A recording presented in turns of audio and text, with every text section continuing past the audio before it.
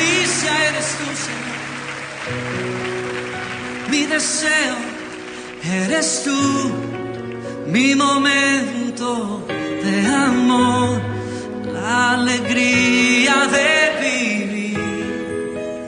Bendito Jesús, eres mi fuente de amor, eres aire, eres sol, el latir del corazón.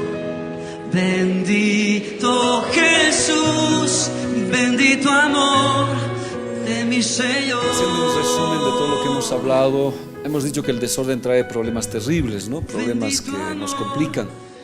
Y esos desórdenes pueden complicar mucho nuestras vidas, complicar los ministerios, complicar nuestra manera de adorar, de bendecir, de servirle al Señor. Cuando hablamos de estos dos personajes, Finés y Ofni, son dos personajes que nacen en una etapa de desorden también, justamente en un periodo entre Sansón y Samuel, ¿se acuerdan? Y ese periodo lo que caracterizaba era el desorden, la anarquía, cada cual hacía lo que bien le parecía. Y en ese sentido nacen estos dos personajes, hijos del sumo sacerdote Elí. Y Elí también, producto de ese desorden, aunque era el sumo sacerdote, él conocía la palabra, les pone dos nombres que no son de acuerdo a lo que debía ser un sacerdote, ¿no? Sino dos nombres egipcios, Zanacuajo y boca de serpiente, si no me equivoco, ¿no? Latón. Entonces le pone esos nombres. Y a partir de ahí se manifiesta el desorden en estos dos jóvenes. Y la Biblia nos dice, ¿no?, que los hijos de Elí eran hombres impíos y no tenían conocimiento de Yahvé, ¿ya? En la Biblia textual, esa es la Biblia textual que llamamos, dice, ¿no?, y los hijos de Elí eran hombres de Belial. O sea, la palabra impíos en su contexto real, o sea, en su traducción real, dice hijos de Belial, ¿ya? No tenían conocimiento de Dios. Entonces dijimos, ¿no?, que uno de los problemas más grandes es no tener conocimiento de Dios. Y ministrar y ser parte de la iglesia, bueno, no tanto de la iglesia, ¿no?, sino ser parte de la iglesia y no tener conocimiento de Dios. Ahora, cuando subían, Elcana subía a ofrecer sacrificio, ahí estaban Ofni y Finés. ¿Qué hacían? Ofrecían ofrendas al Señor, pero sin ningún conocimiento a Dios. Pues les decíamos, ¿no? Su padre les puso nombres egipcios, Zanacuajo, enmohecido, boca de serpiente, o el nubio, ¿no? ¿Qué era? La palabra sin impío o Belial es sin valor, inútil, vacío, que no sirven para nada, que no tienen provecho, que no sirven, pero sobre todo que viven una vida de desorden total. Tenían ganancias corruptas, como no conocían, entonces aprovechaban de las ofrendas, robaban, hacían cosas terribles, ¿ya? Entonces, esos principios no eran de Dios, ¿ya? Ahora la pregunta es, ¿no?, ¿cómo llegaron a ese grado de involución? ¿O es que nunca evolucionaron? Esas son las preguntas. Hubo una involución en ellos. Si bien son hijos del sacerdote, lógicamente que su padre debería haberles inculcado las normas, por lo menos mínimas, de cómo se servía al Señor. No nos habla de su madre, ¿se han dado cuenta? Su madre desaparece del escenario, no hay la mamá. Ahora, ¿por qué causas? No lo sabemos. Si el desorden fue ahí mismo, una familia desordenada, pero solamente se nos habla de su papá, ya, de su padre. Bíblicamente, en muchos casos de los personajes aparecen las mamás y tienen un gran papel en que sus hijos sean formados. Pero estos prácticamente son hijos inservibles, buenos para nada. Otra forma de decir, son destructores. Juan 1:12. Y aquí más o menos hemos ido extractando este tema. Mas a todos los que les recibieron, a los que creen en su nombre, les dio potestad de ser hechos hijos de Dios. La Torre Samad, ¿qué dice? Pero a todos los que les recibieron, que son los que creen en su nombre, lógicamente, ¿no? Yo les recibo porque creo. Si no creo, no puedo recibir. En cambio, en el otro me refiero un poquito distinto, pero la situación está ahí. Pero a todos los que les recibieron, que son los que creen en su nombre, dice, les dio el poder de llegar a ser, ¿qué cosa? Hijos de Dios. Les dio la capacidad, les dio toda la capacidad de llegar a ser, ¿qué? Hijos de Dios. Ahora dijimos claramente, no es que no seamos hijos de Dios, Todos somos hijos de Dios. ¿Cuándo hemos sido hijos de Dios? Cuando hemos recibido a Jesús en el plan de adopción. ¿Se acuerdan que les dije? El plan de adopción lo usaba el ciudadano romano y agarraba y tenía su hijo, ¿ya? Y era su hijo el que estaba ahí, pero lo adoptaba como hijo maduro, como hijo responsable, cuando ya estaba en mayoría de edad y cuando veía capacidad en él. Entonces eso se llama adopción. Es lo mismo que hizo el Señor con nosotros, nos adoptó, nos hizo hijos de Él, nos adoptó, ¿ya? Pero una vez que yo soy hijo de Dios, necesito, ¿qué cosa? Crecer. Entonces, esto se llama lo que es la formación. Por eso esta palabra hechos es ginomai, llegar a alcanzar, llegar a ser lo que Dios quiere que sea. Ahora hemos dicho que hay varios términos, ¿no?, para ver el crecimiento. Uno de los términos que usa más en la Biblia es tecnón, que significa niño, infante. La anterior martes estuve un poco cansadito, no hemos podido explicar mucho, por eso estoy volviendo a hacer esto. La palabra tecnón es infante, ¿ya? Generalmente casi en ninguna parte se menciona a Jesús como tecnón, ¿ya? Sino huíos, ¿se acuerdan? Como huíos. Entonces este es un infante, pero que tiene que desarrollar hasta llegar a ser, ¿qué cosa? Un huíos. Y el huíos es alguien que ha llegado a la madurez, alguien que ha llegado al crecimiento, alguien que está maduro en las cosas del Señor. Siempre que la Biblia nos habla de los huíos, nos habla de Jesucristo. Por favor, quiero hacer un detalle aquí, quiero ver. Entonces hemos dicho, ¿no?, ya para un poquito retroceder, hemos dicho que hay diferentes etapas de crecimiento. Estos son los tecnones, los huíos. ¿Quiénes más? ¿Alguien más se acuerda algo? Los paidones, los nepios. La Biblia nos habla de crecimiento, aún así para que uno sea hombre, ¿no? Porque cuando, por ejemplo, le digo, ¿no?, cuando lo presenta a Jesús, dice, he aquí el hombre. ¿Por qué? Porque para ser hombre también es todo un proceso. La Biblia nos habla de procesos. Quiero ir al tema porque era mucho retroceder, hermanos, ya mucho ir hacia atrás. Quiero ir a eso. Ahora, estos dos hijos, pese que, digamos, eran hombres, no sé si es correcto decir hombres de Dios, estos hijos nunca habían sido formados. O sea, quedaron en tecnones o en paidones, no sé, infantes que no conocían lo que es Dios, no sabían quién es Dios, no podían entender lo que son los principios de Dios. Pero en su falta de conocimiento, ¿qué manejaban? El arca del pacto, ¿ya? Leeremos 1 Samuel 4:4, que dice: y envió el pueblo a Silo, y trajeron de allá el arca del pacto de Yahvé, de los ejércitos que moraba entre los querubines. Y los dos hijos de Eli, Ofni y Finés, estaban allí con el arca del pacto de Dios. Ahora, el arca del pacto, si bien es un instrumento, si bien es un mueble, representaba ¿qué? El trono de Dios. Ahí en el lugar donde estaba el centro, la propiciación, la tabla, lo que es el propiciatorio, ahí le colocaban la sangre, que es el cafar, ahí le colocaban la sangre. Cuando el Señor venía, ese era su trono en medio de los querubines. Entonces, este pequeño mueble era representación del trono de Dios del cielo. Entonces Dios se manifestaba así. Y cuando el arca partía, hermanos, partía Dios con ellos. Dice que ahí se manifestaba la gloria de Dios. Entonces los que manejaban tenían que ser hombres de verdad, que estén pues consagrados, hombres que tuvieran conocimiento del Señor. Ahora, dentro de lo que le estoy hablando yo, pasa ciertas cosas que Dios no los va a eliminar, no los va a matar, porque nos quiere enseñar que manejar las cosas de Dios no es un juego, y vamos a ver los detalles que surgen después. Pero estos hombres manejan el arca, y ya sabemos que robaban las ofrendas. No hemos hablado que iban y tenían relaciones sexuales con mujeres en la puerta donde estaba el arca. Abusaban, hacían cosas increíbles. Ahora, si bien era un mueble, no era cualquier mueble, era un mueble que representaba la misma santidad de Dios, ¿ya? Entonces, ¿quiénes accedían? Solo los levitas, pero no cualquier levita, levitas llamados para entrar ahí. Ahora, no sabemos, estos dos personajes, Finés y Ofni, cómo es que llegaron a ese lugar. Porque es un lugar de privilegio, es un lugar de verdad que es para entrar para la gloria del Señor.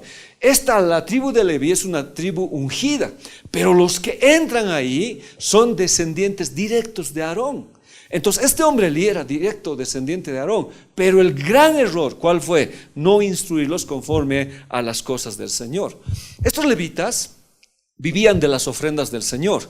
Un poquito para introducir, para entender esto, Deuteronomio que dice: los sacerdotes levita, o sea, toda la tribu de Leví, no tendrán parte ni herencia con los israelitas. Ahora, estos no eran levitas comunes, aunque en el sentido real eran unos bandoleros, ¿no ve? No conocían de Dios, eran unos bandoleros, pero asimismo tenían acceso al mismo trono de Dios. ¿Qué dice la Biblia? Ya seguiremos leyendo. Dice: ellos se alimentarán de las ofrendas destinadas a los sacrificios y de la herencia del Señor. Por lo tanto, esta tribu no poseerá una herencia en medio de sus hermanos, su herencia es el Señor. Entonces, es la única tribu que no recibe herencia. Todas las demás reciben carros, herencia y terrenos, ¿ya? Inclusive dones, pero la tribu de Leví no. Dios, ¿qué dice? La tribu de Leví, yo soy su herencia, yo los voy a mantener, ellos son parte de mí. ¿Y ellos de qué vivían? De lo que las demás tribus traían. Entonces las demás tribus traían el diezmo. Y de ese diezmo que traía, les correspondía una parte a ellos, porque si no, ¿con qué iban a vivir? ¿Cuál iba a ser el modo de ingreso que ellos iban a tener? Pero la tarea de ellos era dedicarse exclusivamente y totalmente ¿qué? Al servicio del santuario y todas las cosas. Entonces Dios les proporciona una parte de esto. Por lo tanto, esta tribu no poseerá una herencia en medio de sus hermanos. Su herencia es el Señor, como Él mismo se lo ha declarado. Los derechos de los sacerdotes sobre las personas que ofrecen en sacrificio un animal del ganado, mayor o menor, son los siguientes: se dará al sacerdote la espalda, la quijada y el estómago. Entonces, cada vez que alguien venía a ofrecer su sacrificio, después de haberle ofrecido la grosura al Señor, esas partes les correspondían a estos personajes. Pero estos personajes no hacen pues eso. Levítico: lo dividirán en sus piezas con su cabeza y la grosura de los intestinos, y el sacerdote las acomodará sobre la leña que está sobre el fuego que habrá encima del altar, y las lavará las entrañas, las piernas con agua, y el sacerdote lo ofrecerá todo y lo hará arder en el altar. Holocausto es ofrenda encendida de olor grato para Yahvé. Entonces ellos hacían en el altar, agarraban la ofrenda, lo partían, lo quemaban, los intestinos con su grasa, los riñones con su grasa, todo, y se lo ofrecían al Señor como ofrenda grata. Y la parte que les correspondía se lo daban a ellos. Ellos se lo llevaban y servía de sustento para su familia. Pero no solamente era la situación de la carne que les estoy hablando. En cereales, en muchas cosas, las demás tribus le mantenían a ellos, porque ellos estaban dedicados exclusivamente a ser intermediarios entre Dios y el pueblo, y ofrecían estos servicios. Pero estos hombres, Fines y Ofni, ya empezaron a abusar de esta situación. Querían más de lo que Dios les había dado, ¿ya? Si bien tenían ellos un diezmo para vivir, ellos se aprovecharon más de su posición. ¿Y qué hicieron? Abusaron. ¿Qué dice?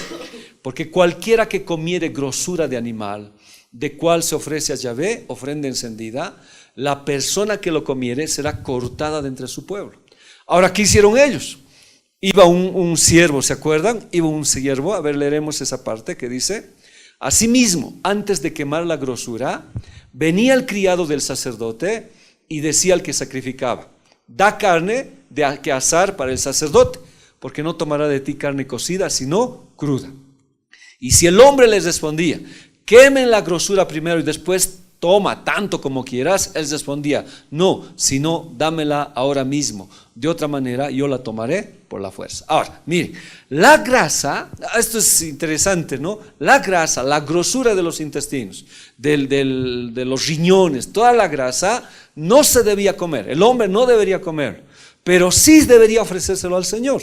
Y cuando se lo ofrecía al Señor, para Dios era ofrenda de olor grato, ofrenda encendida. Entonces, cuando la grasa se ponía sobre el altar, esta llegaba a disolverse rápido y esto subía como olor grato al Señor. Muchos no podían captar, ¿no? ¿Cómo es que la grasa puede gustarse al Señor? Ahora, lo que hacen estos otros, enseguida le voy explicando, es que se lo agarran la grasa.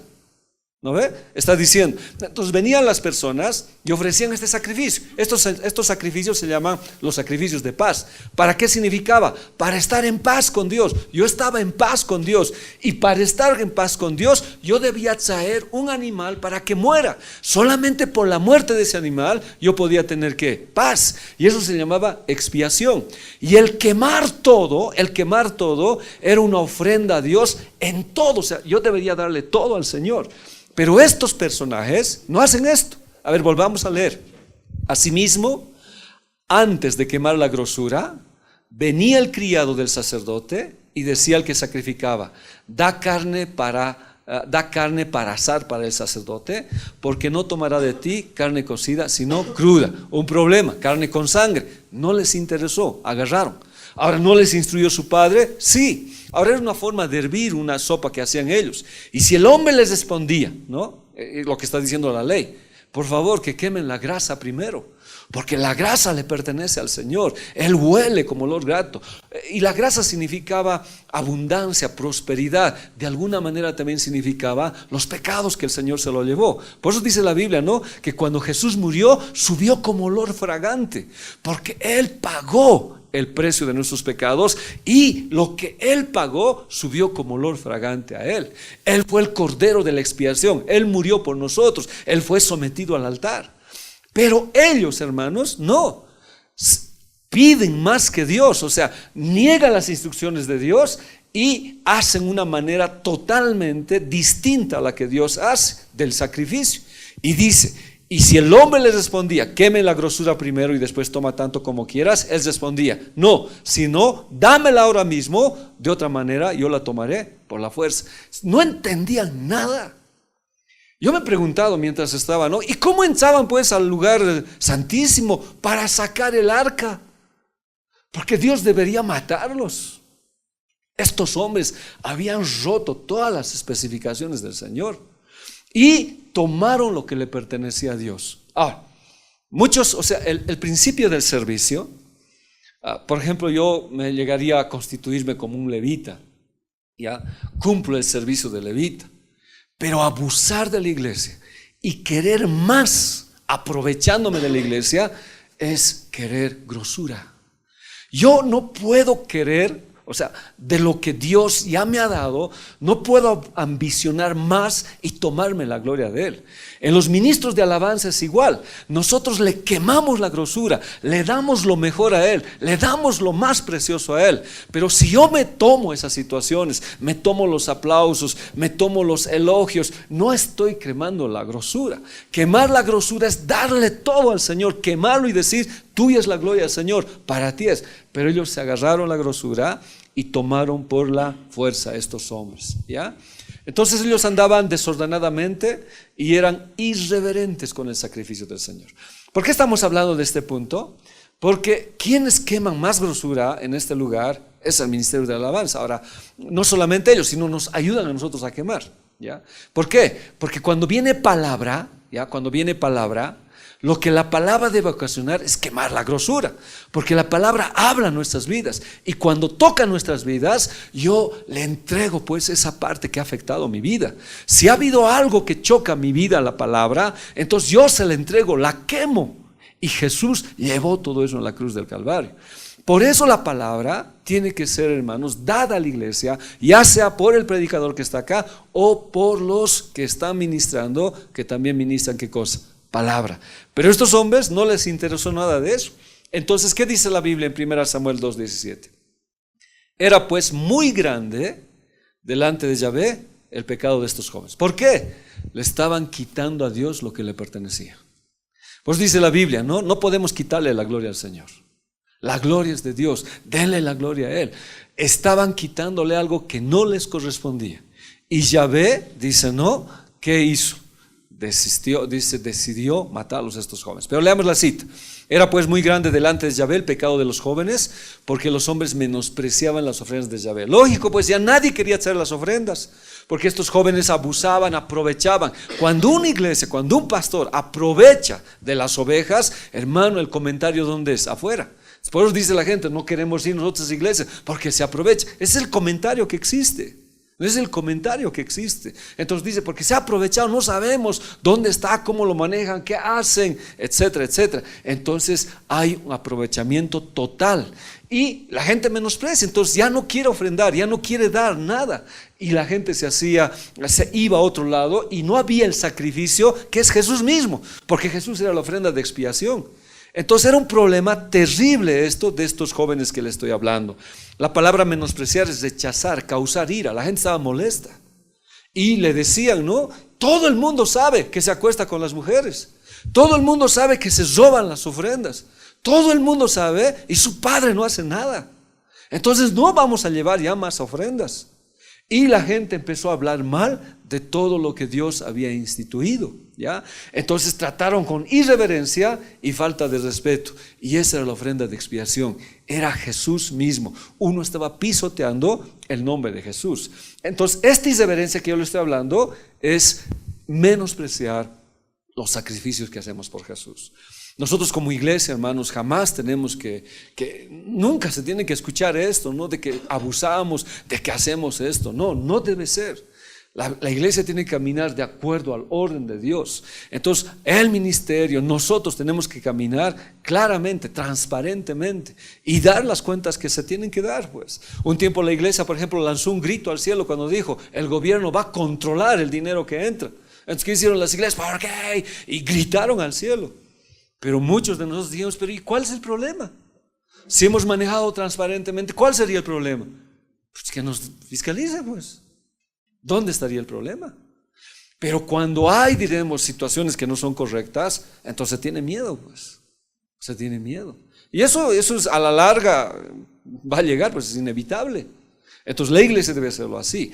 Estos hombres manejaron irreverentemente las cosas del Señor. Ahora, ¿por qué di esta introducción? Porque la pregunta es, ¿dónde empezó esta involución, ¿no? ¿Dónde se inició esta involución? Si empezaron bien, ¿cómo terminando siendo artistas?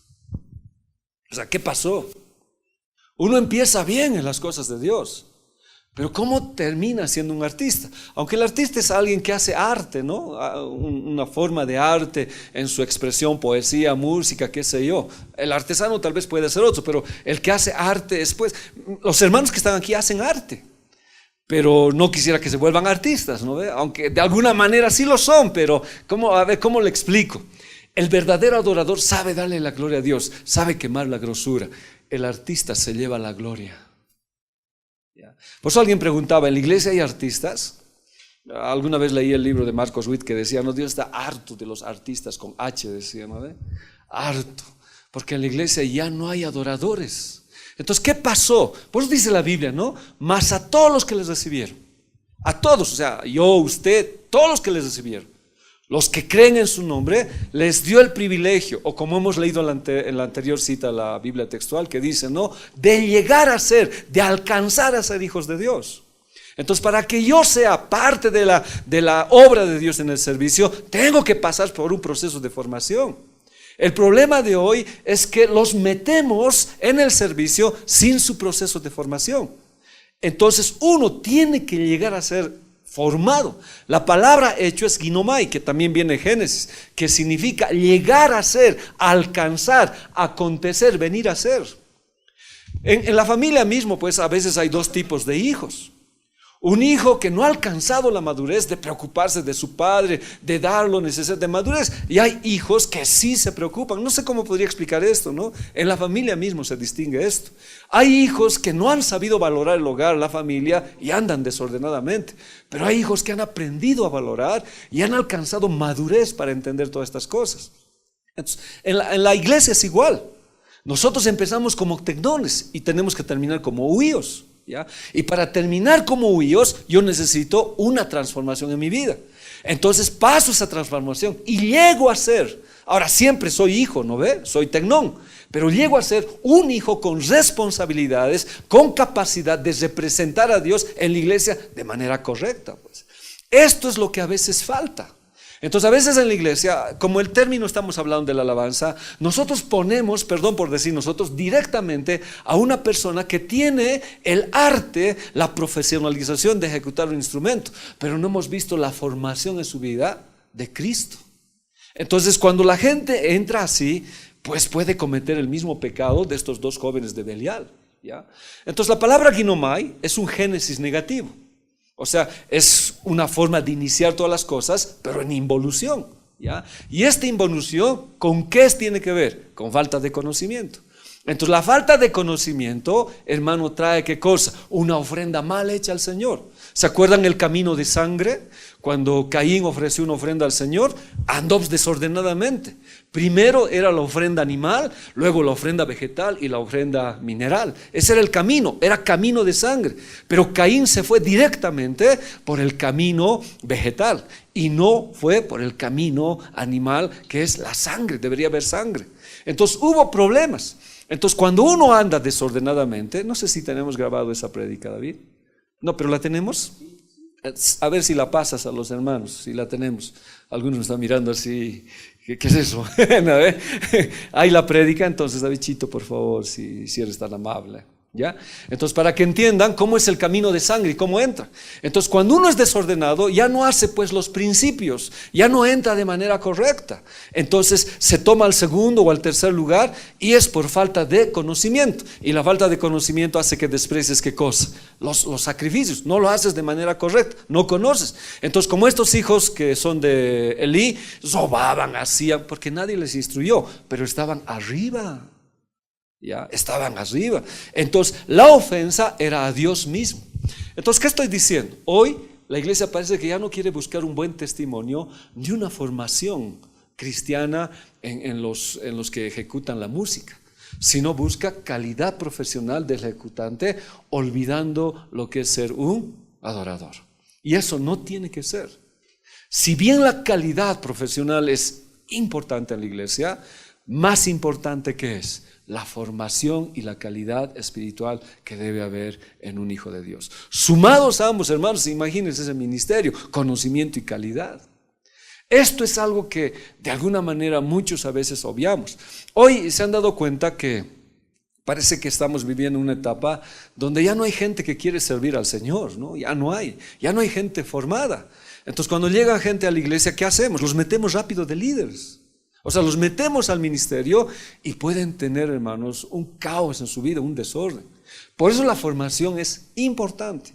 La Iglesia Jesús Te Ama, que estamos nosotros, desde que yo llegué y antes, siempre ha formado. La Biblia nos enseña a formar. Por eso Jesús dijo, id y haced discípulos. Entonces el discípulo es una formación. Que yo busque calidad sin formación espiritual es el peor error que podemos cometer. Es por eso que estos jóvenes eran hijos de Belial.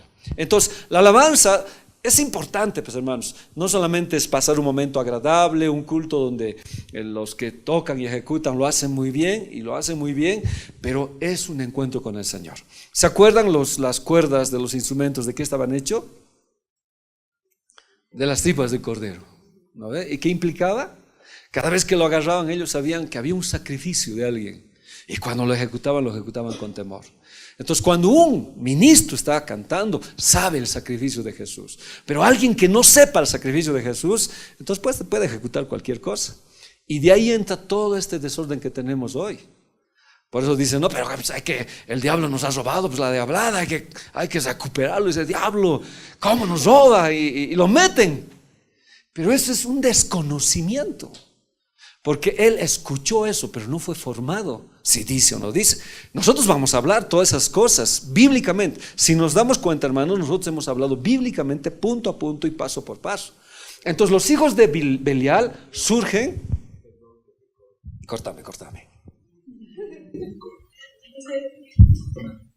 No, está bien. El asunto es que muchas congregaciones, cuando yo he estado por allá, el asunto es que tienen instrumentos, pero no tienen músicos, ¿no? Entonces ellos niegan músicos. O sea, primero que llegan directo al ministerio, ¿no? Entonces, yo creo que habría que ver la necesidad de que estos pastores, por ejemplo, tengan también la conciencia de que se debe primeramente formar ese nuevo integrante y darle un tiempo. Tú decías, David, ¿cuánto tiempo formaba? ¿Cuánto hablaste? Tú hablaste de un periodo de tiempo que David los formaba, ¿no? Sus 10 años. Wow. Ya no podía ser. Yo, gracias a Dios, puedo decir, probando que era el líder de la alabanza.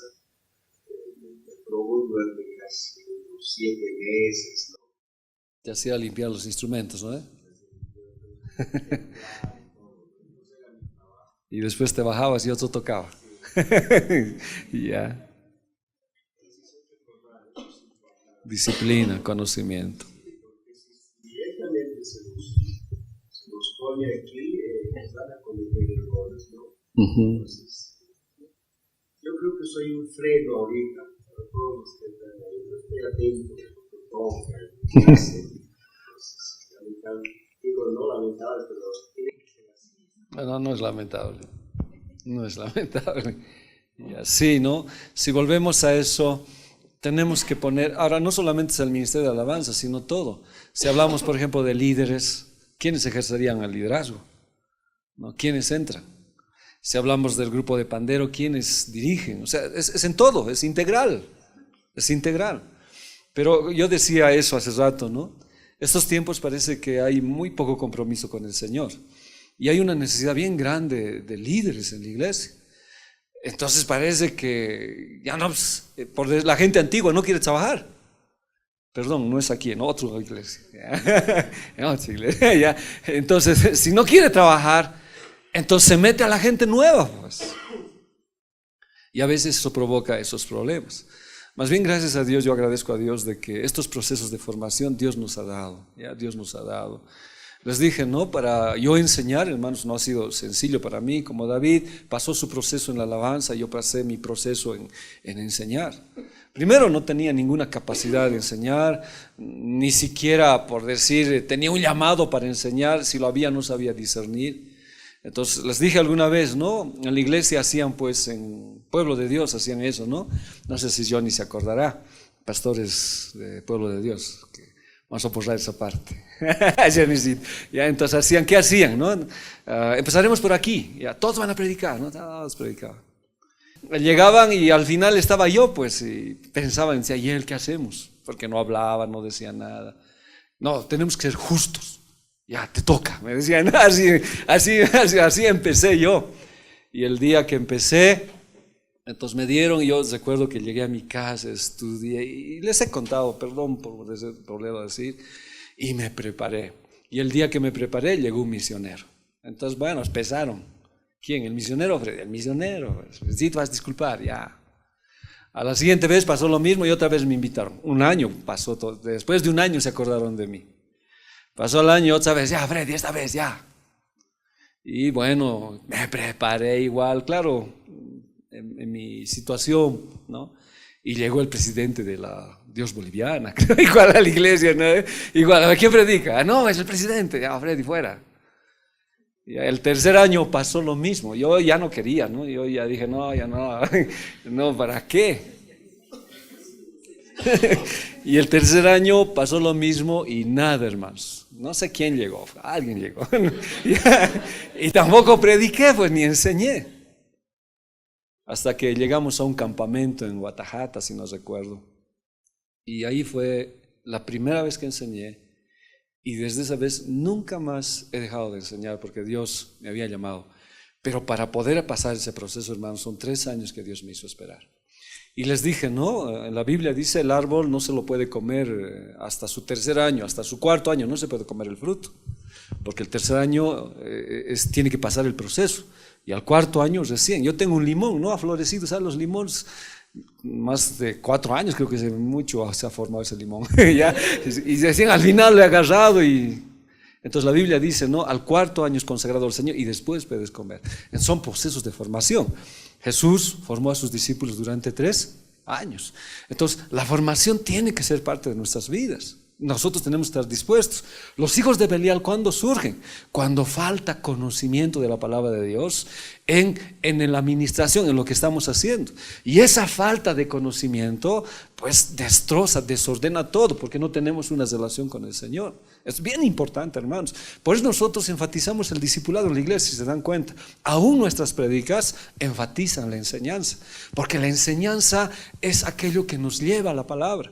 Algo que yo me alegro en Viaje en los tiempos que estamos dando discipulado es que hemos llegado a algo. La palabra nos prospera. Y hemos dicho, ¿no? Dice la Biblia, ¿no? ¿Qué le dice Moisés a Josué? Mira que te mando, que te esfuerces y seas valiente. ¿Qué más? No temas ni desmayes. Estará contigo.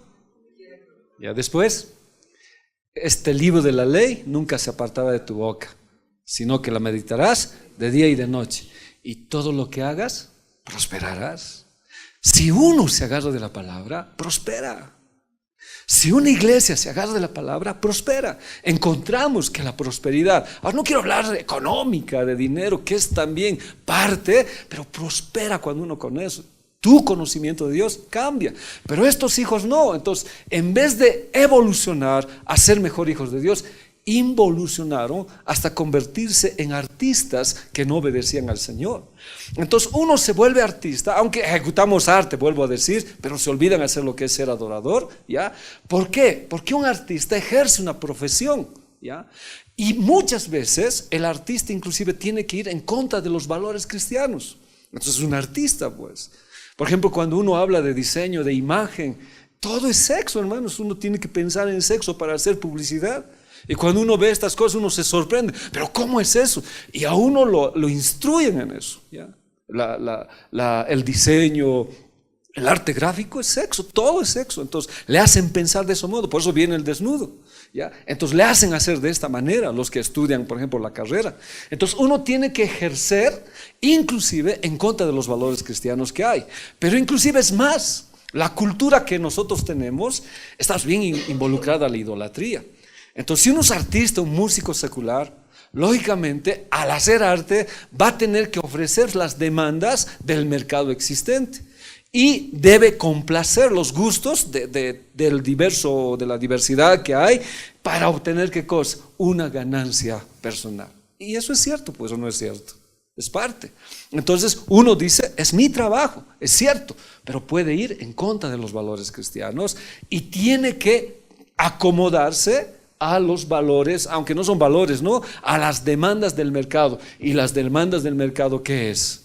Si no es adoración, si no es un culto idolátrico. Entonces, por eso es que un adorador no podría profesionalizarse en ese sentido. Puede ser un profesional en calidad, pero nunca tiene que olvidar su situación de ¿qué? De adorador. Entonces yo creo que mucha gente debe tener muchos problemas cuando hacemos pues esta situación de arte. Entonces, por eso necesito volver a los principios de Dios y pedirle a Dios que nos ayude a entender estos llamados finales. Miren, vamos a ver 1 Samuel 10:27. Cómo los hijos de Belial se manifiestan. Pero unos perversos, Belial, dijeron, ¿cómo nos va a librar este? Y ellos estuvieron en poco y no le llevaron un presente, pero él cayó. Veamos la Biblia textual. Pero algunos hijos de Belial dijeron, ¿qué? Este nos va a salvar, y lo menospreciaron y no le llevaron presente alguno, pero él disimuló. Ahora, uno de los factores para entender, diremos, el desorden en la iglesia y de que alguien no tenga conocimiento de Dios, ¿es cuál? Desconocer ¿qué cosa? Autoridad. Aunque por el otro lado un pastor que desconoce la autoridad, que se aprovecha como los hijos de Elí, es otro asunto. O sea, son dos extremos, ¿no ve? Un extremo en que hay personas en la iglesia que no se sujetan a la autoridad y dicen, no, yo me sujeto a Dios, yo no me sujeto al hombre. Pero la Biblia dice que Dios puso hombres en la iglesia para que nos sujetemos y nos sujetemos unos a otros. Pero el otro extremo es que el pastor se vuelve como la jerarquía, como en la iglesia católica, y su palabra es infalible, él no falla y nadie tiene que hablar con él y se lo tiene que obedecer al sumo grado como a Dios mismo. Y ni se puede emitir un juicio contra él. Ahora, no me refiero a un juicio de mandarlo al infierno, sino un juicio en cuanto a la Biblia. Pero este extremo que yo le estoy hablando, de los hijos de Belial, ¿cuál es? Pero algunos hijos de Belial, ¿qué dijeron? ¿Quién es este? ¿Este nos va a salvar? ¿Ya? Y lo menospreciaron y dicen, no le llevaron presente alguno. Dios elige sus líderes en la iglesia.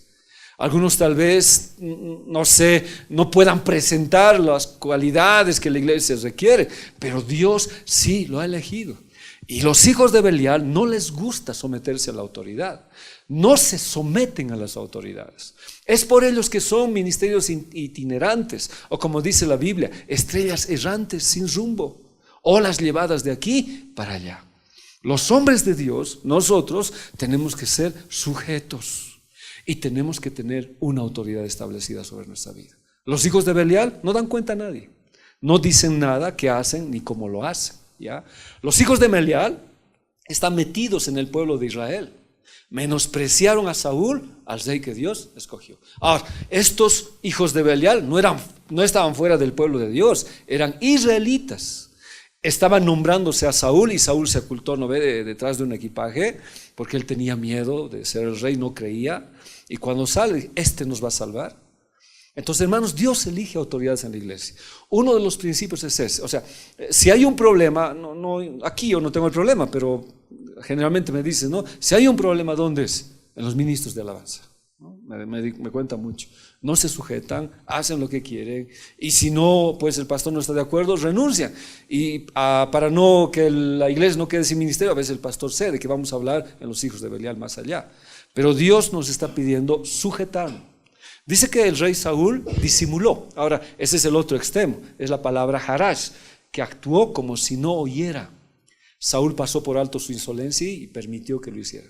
Lógicamente ahora el otro lado sabe cómo calmar la situación, pero la situación que estamos hablando aquí, la concreta para nosotros, es que necesitamos someternos en el sentido de sujetarnos a las autoridades que hay. Entonces tenemos autoridades, hermanos, y esas autoridades son las que Dios ha puesto. Ahora, cuando hay una autoridad que abuse es otra cosa, ¿no? Ya tendremos que saber bíblicamente, porque por ejemplo, seguir a una autoridad que está con una unción equivocada, ¿qué trae? Muerte, pues. Los hijos de Saúl, ¿a quién siguieron? A Saúl. Y todo el ejército siguió a Saúl. ¿Y Saúl era ungido? Sí, era ungido. Pero ¿qué pasó? Como hemos hablado el domingo, ¿se acuerdan? Él perdió su corona Nézer. Tiene la prédica David. Ya, para los que están mirando, ya, perdió su corona Nézer. Y al perder, tienes, ¿no? Tiene. A él tienen que rogar. Y al perder su corona, hermanos, él perdió la consagración. Y la gente que lo seguía también perdió su consagración. Y los que le seguían, ¿qué pasó? Murieron. Entonces, no es tanto de decir, ¿no? A veces yo siempre, este tiempo creo que ya hay que pensarlo. Porque antes se decía, en la iglesia que has nacido, ahí tienes que morir. Creo que está bien. Pero si en la iglesia no hay una buena unción, no hay un líder conforme a las cosas del Señor, uno tiene que pensarlo. Porque puede matar tu familia y tus hijos. Entonces es bien importante buscar un lugar donde haya conocimiento, donde se nos instruya la palabra del Señor. En cambio, estos hijos de Belial no, ¿ya? Ellos andan desordenadamente, no obedecen ni caminan. Entonces es muy importante, hermanos. Ahora, los hijos de Belial, ¿qué hacen? Dividen la iglesia, dividen el ministerio. ¿Por qué? Porque no están conformes con la sujeción, tal vez, ¿no? Tal vez el pastor es muy estricto, no sé, no les permite ciertas cosas. Entonces al final, ¿no? Dividen. Leamos 2 Samuel 21. Miren, aconteció que se hallaba allí un hombre perverso que se llamaba Seba, hijo de Bicri, hombre de Benjamín, el cual tocó la trompeta y dijo: no tenemos nosotros parte en David, ni heredad con el hijo de Isaí, cada uno a su tienda, Israel. La Biblia textual. Pero estaba allí cierto hombre de Belial, ¿no ve? Belial, llamado Seba, Ben Bicri, Ben es hijo, ¿ya? Y dice, benjaminita, quien dio soplido al shofar y dijo: no tenemos parte en David, ni heredad en el hijo de Isaí, Israel, cada uno a sus dioses. Ahora las tribus tenían que unirse, las 12 tribus, pero cuando existió la división, se quedó David, empezó pues a haber otro reinado del lado del reino del norte. Y cuando vio que se estaba dividiendo el reino, aprovechó y dijo: no nos vamos a sujetar. O sea, no solamente no se sujetaron, sino incitaron a que salgan algunos de la cobertura de David, ¿ya? Y era un hombre que se llamaba Seba, hijo de Bicri, que era un Belial. Y miren qué usó para hacer la división: un shofar. Un shofar. Y el shofar es un instrumento que Dios usaba para muchas cosas. Era un instrumento de música. Entonces, alguien no puede estar de acuerdo, entonces saca un grupo en la iglesia para decir: no, vamos a hacerlo mejor. Seremos un grupo independiente, igual vamos a alabar al Señor. Igual vamos a hacer música, y sopló el shofar. Y dice que mucha gente se fue detrás de este hombre. Ya se fue detrás de este hombre. Al final Seba murió, porque llegaron a la ciudad y vinieron los soldados de David y le dijeron, vamos a atacar la ciudad. Y dice una mujer sabia, dijo, no, ¿qué hacemos? Enséñanos a Seba. Le cortaron la cabeza y arrojaron la cabeza por el muro. Así murió Seba. Así murió. Pero este hombre usó ciertas situaciones que no son correctas. Ahora, en la iglesia, Pablo dijo, ¿no? Si yo, dice, caigo bien a la iglesia a todos, no soy siervo de Dios. O sea, si uno tiene problemas en el ministerio, está bien, está bien. ¿Por qué? Porque como David decía, muchas veces vamos a frenar, va a decir, no está mal lo que estás haciendo, no es correcto. No siempre complace a todo el mundo. Entonces, muchos quieren que les complazcamos en todo, perdón por el término que estoy usando. Entonces, si no se le complace, si no se le da el lugar, pues deciden retirarse. Entonces, ¿qué es mejor? Rebelarse en vez de ser formados en la congregación. Entonces, hermanos, ese es un problema que existe. Y este Seba hace eso. Y dice, no, ¿para qué? Él tiene sus formas de decir, nosotros no estamos de acuerdo. O sea, no solamente no nos sometemos a la autoridad, fue un paso más de involución. No solamente no nos sometemos a la autoridad, sino que nos salimos.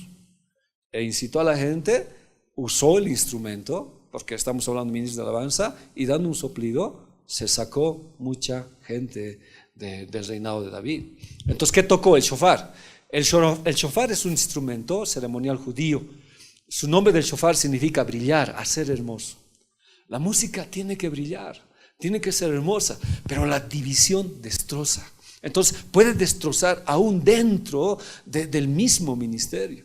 No podemos permitirlo, hermanos, porque los sebas al final mueren de una manera muy especial. Vayamos un poquito a hablar del shofar. ¿Por qué es tan importante y por qué puede el enemigo usar la música para dividirnos? Amós 3:6, Biblia textual. ¿Se soplará el shofar en la ciudad sin que se alborote el pueblo? ¿Sucederá alguna desgracia en la ciudad sin que Yahvé lo haya enviado? La nueva versión purificada. ¿Se tocará la corneta en la ciudad y no se estremecerá el pueblo? ¿Habrá alguna calamidad en la ciudad sin que el Señor la haya hecho? Personalmente, hermanos, así físicamente, nunca he visto un shofar. No sé si alguien lo vio, yo nunca lo vi.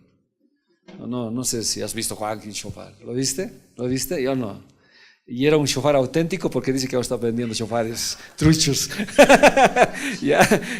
No sé, ¿no? Porque dice que se ha vuelto un negocio hasta esto. Porque dice que el shofar cuando toca, algunos dicen que es un instrumento del mismo cielo, aunque no nos habla mucho Apocalipsis, que cuando toca estremece el mismo corazón, dice. ¿Ya? Y cambia muchas cosas. Entonces por eso dice aquí, ¿no ve? Se soplará el shofar en la ciudad sin que alborote el pueblo. Cuando se tocaba el shofar, algo pasaba, algo sucedía, algo ocurría.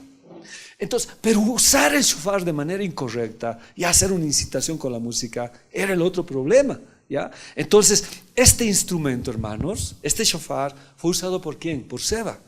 Y el nombre de Seba viene de una palabra Sheb que significa siete, ¿ya? Y usó la música, usó este instrumento para rebelarse contra el rey. Aunque el shofar también era un instrumento para las batallas, para llamar a la batalla, como un sonido de guerra, él usó para rebelarse contra el rey. Y en su momento el rey, ¿quién era? David. Y su número es el 7. Y el 7 es perfección en la maldad y en la rebelión, ¿ya? Por eso nosotros sabemos que el número de Jesús es el 8, ¿no? Es el número 8. El número de Jesús, el reinicio de todas las cosas, y lo hemos visto, lo hemos estudiado claramente. Eso ya no le digo a David si tiene el estudio. Ya lo hemos visto eso, ya. Davidcito, ya. Entonces era una rebelión total, ya, como el número 13, era una rebelión total. Ahora había distintas formas de tocar. Yo me pregunto, ¿cómo tocó este Seba? ¿Cómo tocó para incitar todas estas cosas? ¿Cómo la música puede incitar a la rebeldía dentro de la iglesia? ¿Cómo la música puede lograr? Hemos visto pues, la música trae el trono de Dios o trae el trono de Satanás. Entonces, si no hay conocimiento en el ministerio, hermanos, inconscientemente o qué sé yo, en rebeldía, podemos traer el trono de la iniquidad. Entonces, ¿cómo se tocaba el shofar? Se tocaba el tequiá, era un toque explosivo, un sonido extendido y claro, y eso nos recuerda que se reconocía la presencia de Yahvé como Rey Supremo. Pero ¿cómo lo usó Seba? De rebeldía. Este shofar, hermanos, es el que ahora tenemos que escuchar y el ministerio tiene que ejecutarlo. Porque cuando canto con este shofar, ¿qué estoy reconociendo? Él es el rey.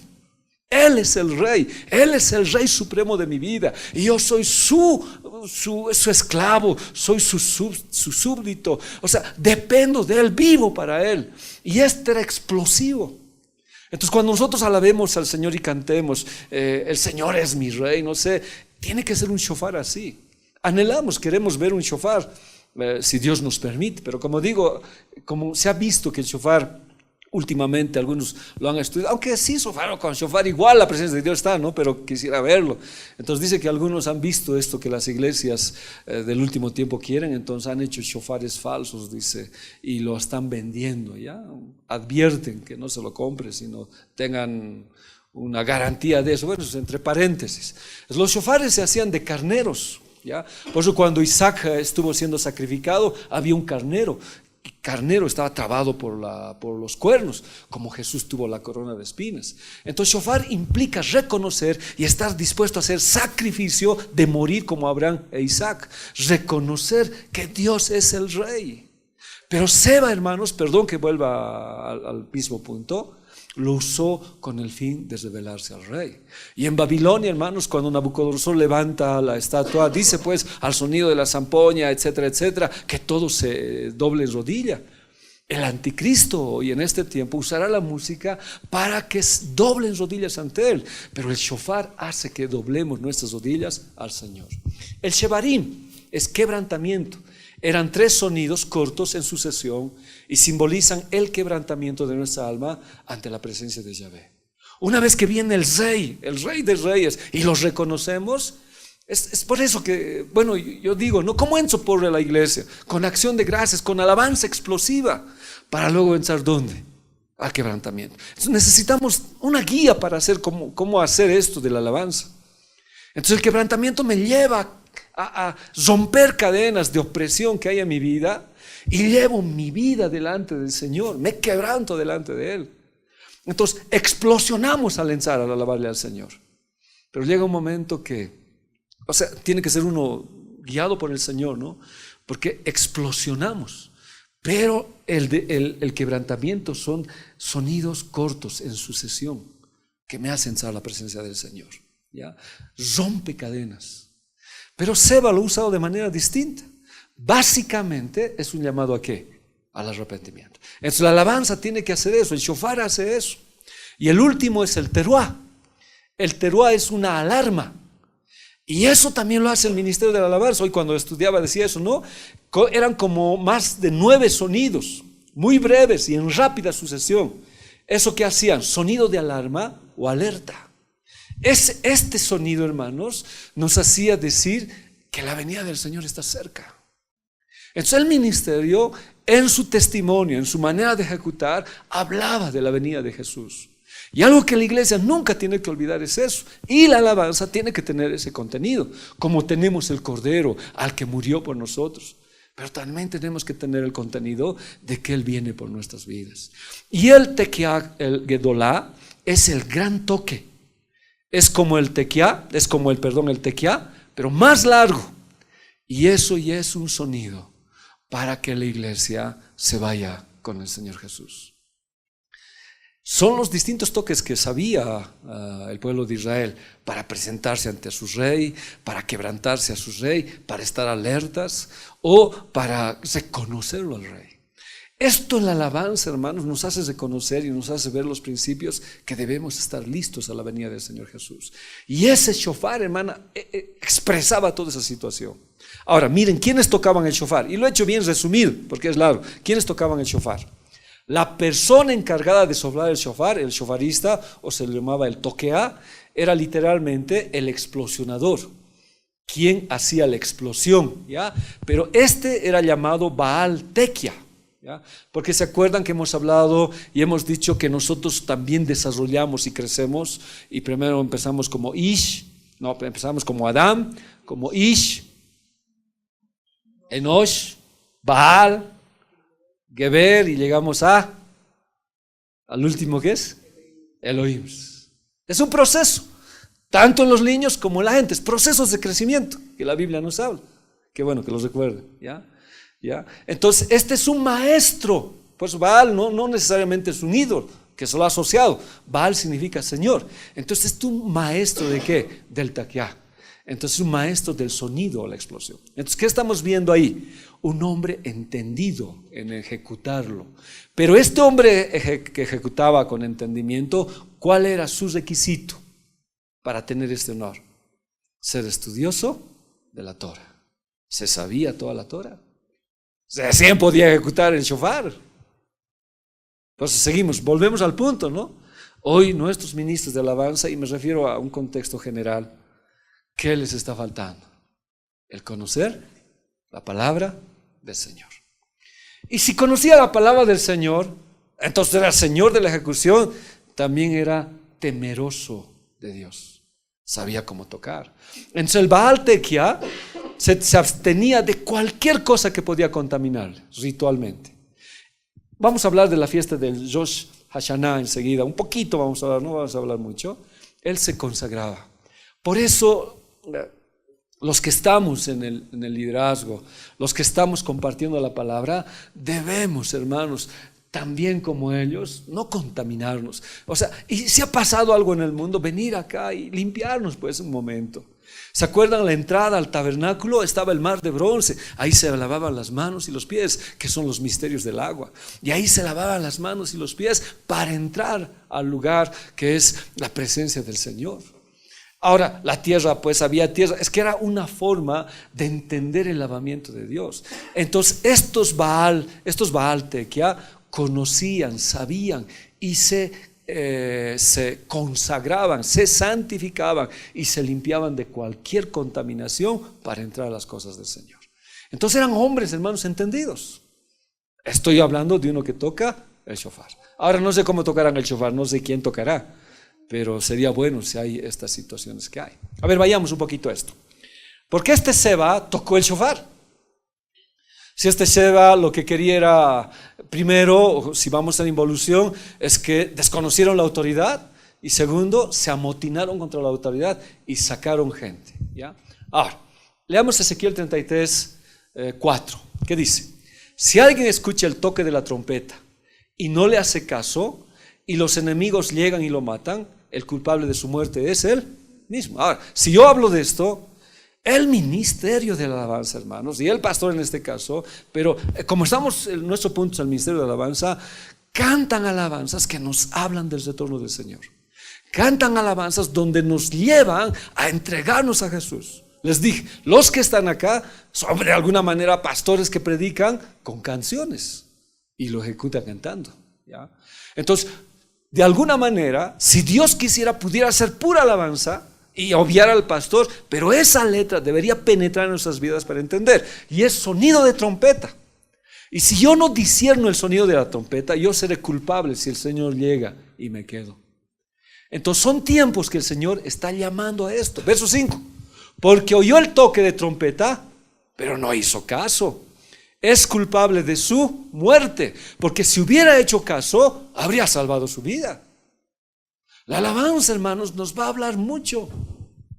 En casa tenemos que tener alabanza y palabra. Alabanza y palabra. Siempre tiene que existir eso. Ahora hay otros componentes, sí. ¿Por qué? Porque la palabra me transforma, me cambia, la palabra me prospera. Y la alabanza me hace escuchar los toques del Señor, las trompetas de Dios. Pero si el centinela ve llegar los ejércitos enemigos y no toca la trompeta para prevenir a la gente, y los enemigos llegan y matan a alguien, este morirá por su pecado, pero yo le pediré al centinela cuentas de esta muerte. Entonces yo también llego a ser un shofar, y como shofar tengo que hablar de estas mismas situaciones que hemos hablado, de reconocer que en este lugar el rey, ¿quién es? El Señor.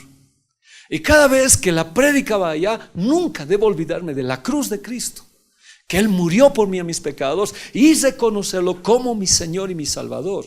La palabra tiene que ocasionar ¿qué cosa? Quebrantamiento, tiene que ocasionar cambio en nuestras vidas, tiene que ocasionar que las cadenas se suelten.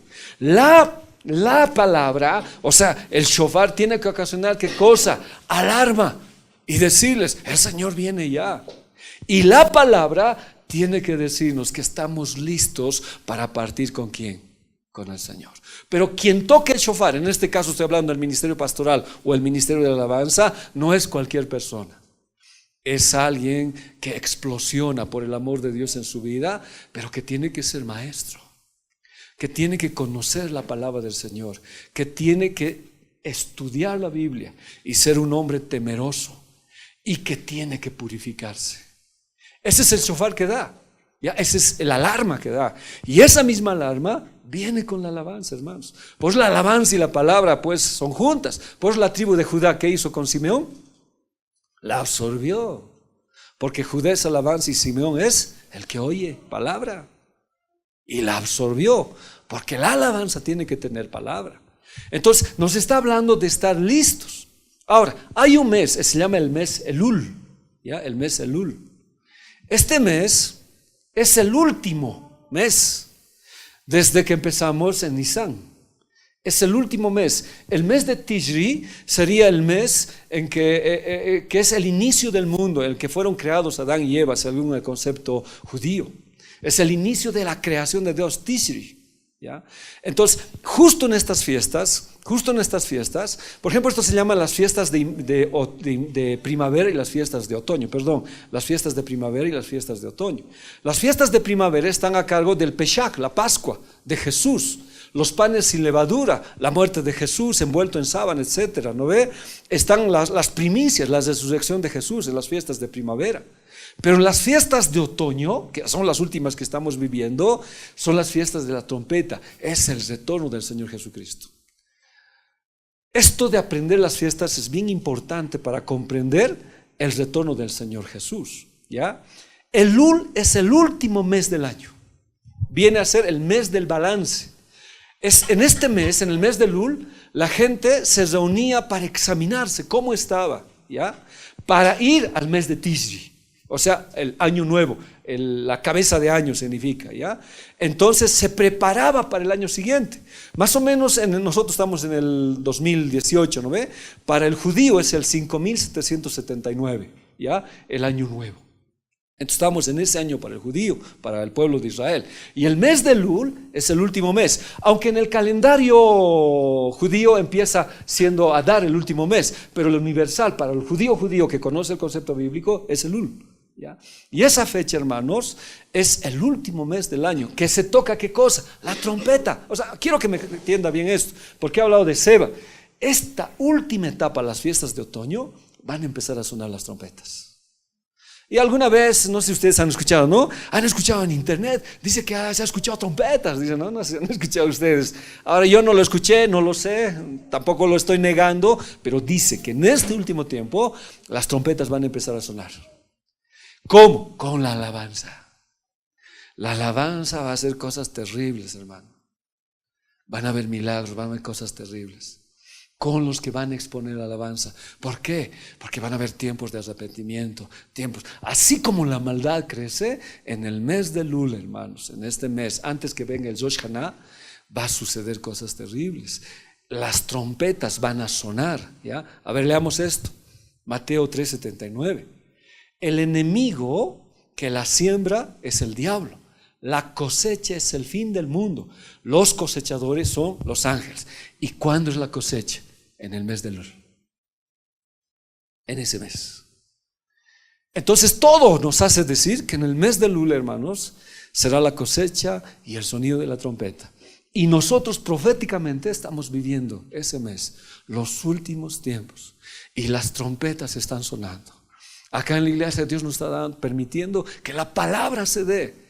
Y nos está preparando cada domingo, ya sea conmigo, con Pastor David, con los hermanos que comparten, estén atentos, Jesús ya viene, Jesús ya viene. Entonces por eso la gente cuando llegaba a Elul se perdonaban, porque empezaban a tocar desde el primero del mes de Elul hasta los 10 días del mes de Tishri, 40 días, tocaba la trompeta, 100 veces. Y la gente cuando lo escuchaba se compungía, decían, esto también se llama el Yom Teruah. El Yom Teruah es la trompeta del juicio. La gente sabía que va a venir juicio. Entonces en ese tiempo tenían que prepararse y escuchaban la trompeta para eso, porque es el fin de la cosecha, el último tiempo. Por eso se llama la fiesta de las trompetas, ¿ya? La fiesta de las trompetas. Yo he hecho un resumen de esto, de esta lección, ¿ya? Entonces una de las particulares de este mes es que se hace sonar el shofar todos los días, con excepción del Shabbat y la víspera del Rosh Hashanah, ¿ya? Todos los días. Pero en esas dos no, antes de que se inicie el Rosh Hashanah, que enseguida vamos a hablar, se sonaba la trompeta. Pero la trompeta, o sea, ¿por qué le estoy hablando esto? La trompeta, ¿qué implicaba? Que el pueblo de Dios tenía que reconocer que es el Rey, que el pueblo de Dios tenía que quebrarse ante la palabra, tenía que quebrarse ante la alabanza, no ante los que están, sino el producto de lo que Dios hacía en el ministerio de la alabanza, que el ministerio de la alabanza debía estar alerta y el pueblo con el shofar de que el Señor está cerca, y al final tenían que escuchar la trompeta de Dios para irse con el Señor. Números 29:11. En cambio, Seba usó el shofar de distinta manera para dividir, y eso es lo que está haciendo el enemigo en las iglesias. No nos permite escuchar el shofar verdadero del Señor, sino un shofar del enemigo que divide y destroza las cosas del Señor. Números 29:1. En el mes séptimo, el primer día del mes, o sea, Elul, tendrá también santa convocación. No harán trabajo servil, será para ustedes día de tocar las trompetas. Ese día se tocaban las trompetas, el shofar. Pero como le digo, hoy yo tengo que discernir, tengo que saber. Una iglesia con división, una iglesia que está con problemas, ¿qué shofar está escuchando? Seba se sacó mucha gente de ese lugar porque el shofar que tocaba no era el correcto. Y mucha gente se fue detrás de él porque no escucharon quién era el Rey. Hoy necesitamos discernir estos tiempos, hermanos, para entender el shofar de Dios. ¿Ya? El Elul es el momento más pertinente para hacer el Teshuvah. ¿Qué es el Teshuvah? Es el retorno a las sendas de Dios. Y estos últimos tiempos, hermanos, como nunca otros, hoy tengo que pensar, y pensar que retornar al Señor. ¿Retornar cómo? En el orden. El ministro de alabanza tiene que retornar a los principios del Señor. El pastor tiene que retornar. La iglesia tiene que retornar. Los líderes tienen que retornar. Porque después del Elul hay días que se llaman los 10 días terribles del Señor. Y esos 10 días terribles son terribles. Enseguida lo voy a mostrar así a grosso modo para que aprendamos. Este tiempo, hermanos, necesitamos escuchar bien el shofar. Por eso creo que hay que atender bien. Si vemos una iglesia que está con problemas de divisiones, si el Señor nos llama a estar ahí, tenemos que llevarlos al Teshuvah, a que reconsideren volver al Señor. Pero si te está causando división ciertas cosas, uno tiene que pensar dónde está y qué está haciendo. Éxodo 34, 28, 29. Y él estuvo allí con Yahvé 40 días y 40 noches. No comió pan ni bebió agua. Y escribió en tablas las palabras del pacto, los 10 mandamientos. Y aconteció que descendió Moisés del monte Sinaí con las 2 tablas del testimonio en su mano. Y al descender del monte no sabía Moisés que a la piel de sus rostros resplandecía después que hubo hablado con Dios. ¿Qué pasó? Habían hecho el becerro de oro. Entonces Moisés rompió las tablas, volvió a subir al monte y la gente de abajo empezó a hacer su teshuvah. Empezó a pedir perdón de Dios.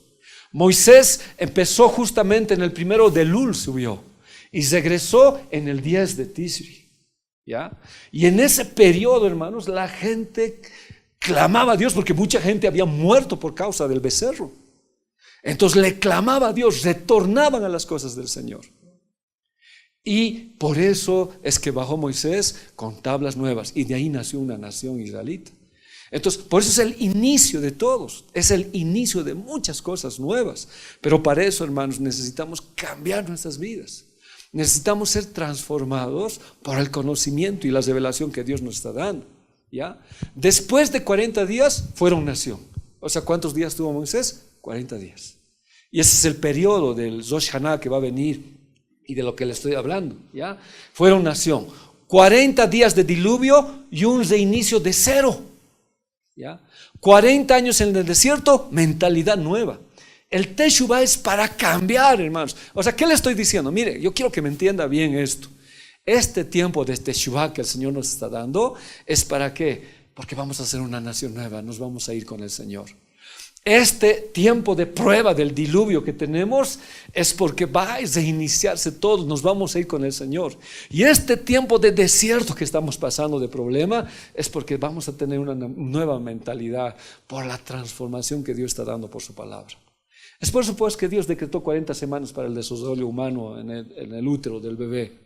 O sea, el desarrollo para un niño en el vientre de una mujer en el útero, ¿cuánto es? 40 semanas. 40 semanas, aproximadamente 9 meses. Todo tiene una explicación en la Biblia. Y este es el tiempo, hermanos, en que la alabanza tiene que cambiar nuestras vidas. La alabanza tiene que explosionar en la iglesia. Tenemos que cantarle y cuando cantemos una alabanza donde nos lleve a arrepentirnos, tenemos que hacerlo. Si nos lleva a ir a su presencia, tenemos que hacerlo. Nuestra mentalidad, todo tiene que cambiar. Pero ese es un shofar de acuerdo a los principios bíblicos. En cambio, Seba era divisorio. En estos tiempos finales es crucial volver al Señor, ¿ya? Es crucial. Entonces, la alabanza, el pastor, los líderes de jóvenes, tenemos que hacer el teshuvah. Tenemos que volver al Señor. ¿Para qué? Para tener la capacidad de escuchar el shofar de Dios. Porque si no, vamos a estar en problemas graves, ¿ya? ¿Qué es el Rosh Hashanah? ¿Qué es? ¿Ya? El Rosh Hashanah empieza más o menos en el calendario, como les he dicho, es el aniversario de la creación, ¿ya? Es donde fueron creados Adán y Eva, ¿ya? Un día de juicio, de coronación, el día que se toca el shofar, el Tishrei. Ahí empieza el mes de Tishrei, 10 días más. ¿Ya? Ese día se recuerda el día de la creación, el día de la creación de Adán y Eva, y también se recuerda un día de juicio o de coronación. Pues son días finales, hermanos. Son días finales ahora. Yo me doy cuenta, ¿no?, que Dios nos está hablando hasta de la alabanza. Uno podía decir, no, estamos en un seminario de alabanza, que vamos a hablar de música, pero nos está hablando de Teshuvah, volver a Dios, ¿ya? En el Rosh Hashanah, todos los habitantes del mundo pasan ante Dios como un rebaño de ovejas. Y se decreta en la corte celestial quién vive y quién muere. Pues es día de juicio. Y nosotros estamos, yo no quisiera entrar al Tishrei. Quiero estar todavía en el Teshuvah y lograr irme con el Señor, porque lo que viene va a ser fatal. Se decreta quién entra y quién no entra. Apocalipsis dice, los libros serán abiertos. En este Yom Teruah, que también se llama el Yom Teruah, el Rosh Hashanah, dice que son abiertos los libros de los justos, de los condenados y de los que van a ser salvos en el Yom Kippur. Perdón, hermanos, que le llene de mucha información. Lo vamos a hacer poquito a poquito, ¿ya? Perdón. ¿Ya?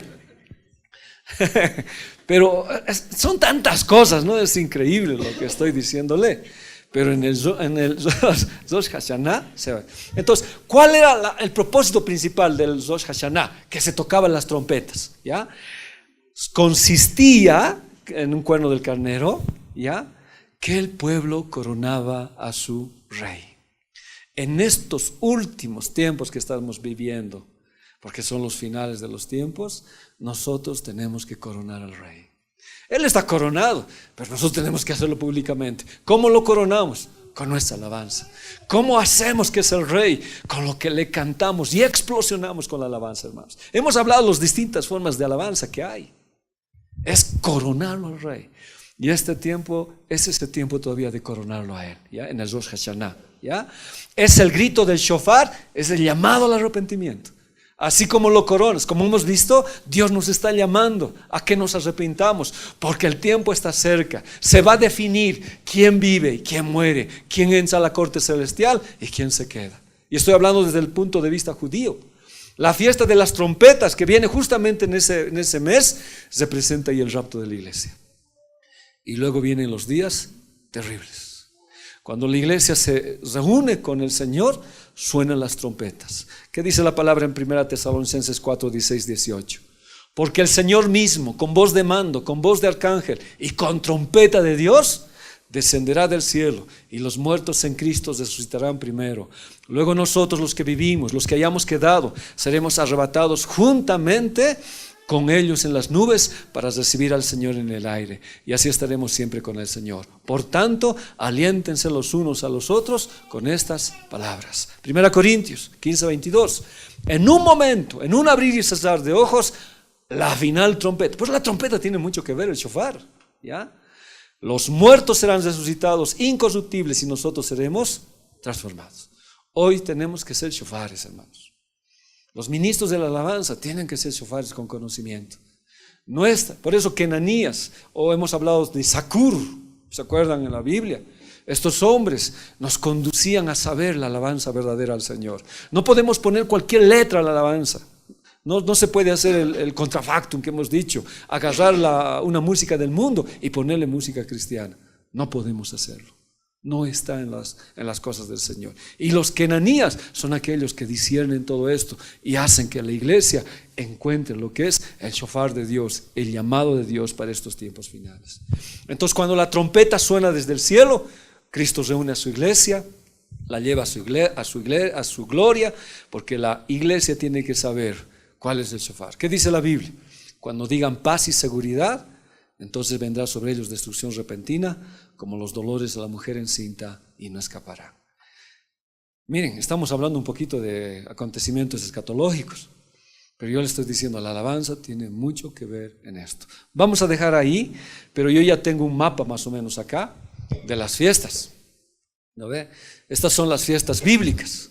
Entonces las fiestas de primavera son 4. La Pascua, que representa la muerte de Jesús, que la Biblia ya lo ha hablado, ya se han cumplido estas fiestas, ¿ya? Por eso recién me llamó un abogado y me dijo, me dijo, quiero que me digas por qué la Biblia es correcta. Nosotros pensamos esto, pero no puede entender con un pensamiento, no puede comprender lo que está diciendo la palabra del Señor. Y ella decía, para mí la Biblia es hecha por hombres y a su antojo. No, la Biblia ya nos ha hablado de las 4 fiestas, que es la fiesta de la Pascua, que nos habló de la muerte de Jesús. Y ahí la fiesta de la Pascua, ¿qué es? Agarraban al cordero, no se quebraba ni un hueso, y era Jesús.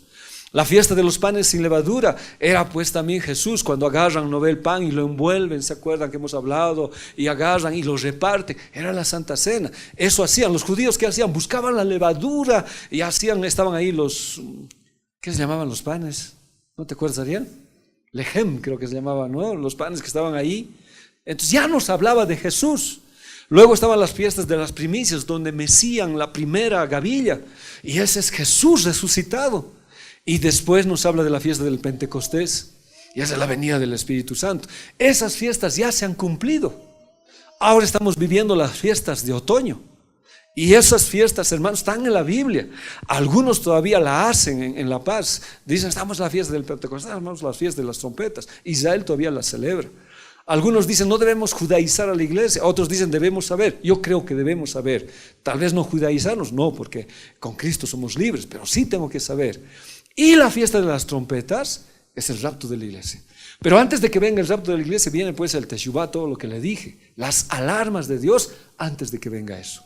Una vez que vengan las fiestas de las trompetas, viene la fiesta de la expiación, ¿ya? Que también está en la Biblia, que es la segunda venida de Cristo. Y aquí están los 10 días terribles. 10 días terribles, los 1000 años, ¿ya? Y después viene la fiesta de los tabernáculos, que es el milenio, donde los israelitas hacían sus tabernáculos. Entonces, estas primeras se han cumplido históricamente durante la primera venida de Jesús. Aquí estamos como iglesia, pero esta va a ser cumplida en la segunda venida de Jesús. Va a ser cumplida en la segunda venida de Jesús. Entonces tenemos todo esto acá, ¿ya?